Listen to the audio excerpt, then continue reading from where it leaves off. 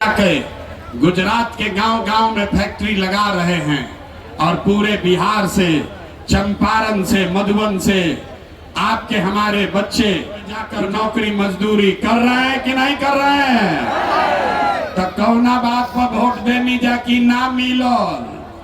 अरे आपने अपने बच्चों के नाम पर कहा कि भैया आज तक जीवन में अपना लड़कन के पढ़ाई रोजगार खातिर वोट ना देनी जा, ये बात बतावे आइल बानी।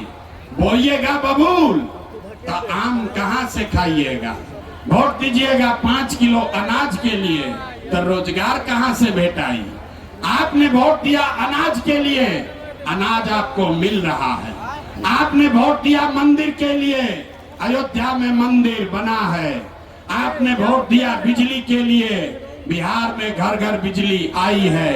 आपने वोट दिया सिलेंडर के लिए, घर घर सिलेंडर बटा है। आपने वोट दिया जाति के लिए, घरे घर जात के चर्चा होत रहा है। आपने वोट दिया गुजरात के विकास के लिए, गुजरात में विकास हुआ है। आपने अपने बच्चों के पढ़ाई रोजगार के लिए वोट नहीं दिया, इसीलिए पूरा बिहार का बच्चा अनपढ़ और मजदूर बन गया। यही जादू दिखाने आए।